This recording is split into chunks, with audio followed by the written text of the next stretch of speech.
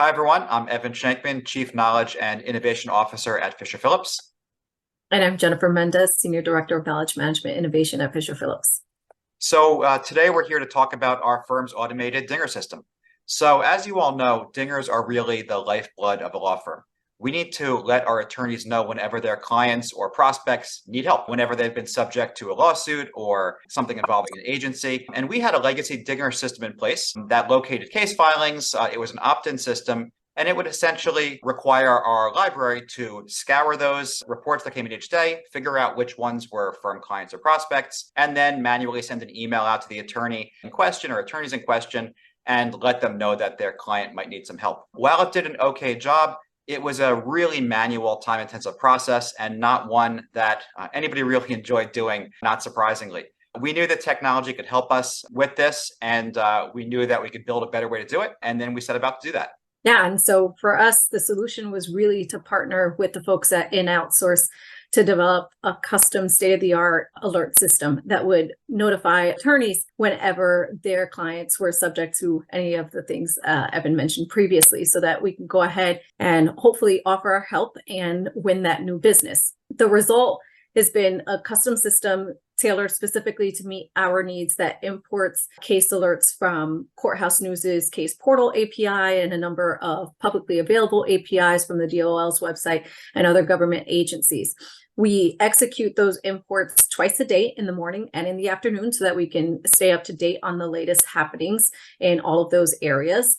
And then we consolidate all of that information into a single table. So the format is consistent across the board so that we can deliver that information in an easily digestible email, which we'll show you in just a second. There is still a little bit of a manual process because the system is not foolproof. We are using Elastic's search index to search through all of the defendant names. We're also leveraging IBM Watson's natural language understanding capabilities to identify the company and individual names from the defendant list or the equivalent of the defendant list if it's not a court filing. And we go through that process to make sure that we're getting the latest hits. Anything that is scored at an 85% confidence factor or higher is automatically included in an email to the originating attorney.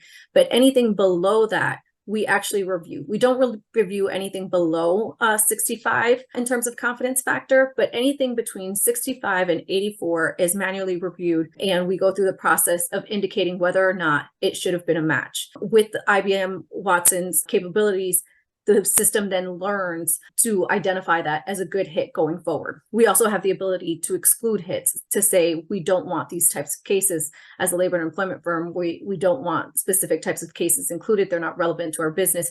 So the system learns what keywords we want in those summaries, as well as what we expect to see from the defendant and our client list match. And not just our client list, because we're also looking at prospects. So we have a separate target list that's manually maintained to make sure that we're also being alerted about anything going on with our prospects.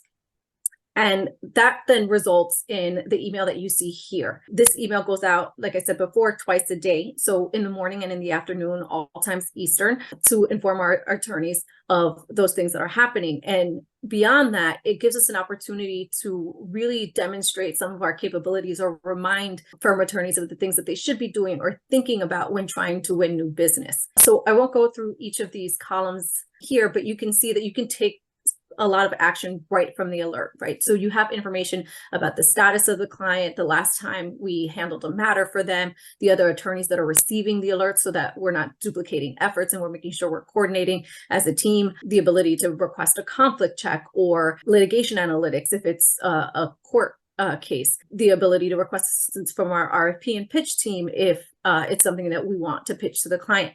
So there's a lot of action that you can take there, and it allows us to promote some of the resources that we know can come in really handy for our attorneys. All right, so the good news is it really has been a great success.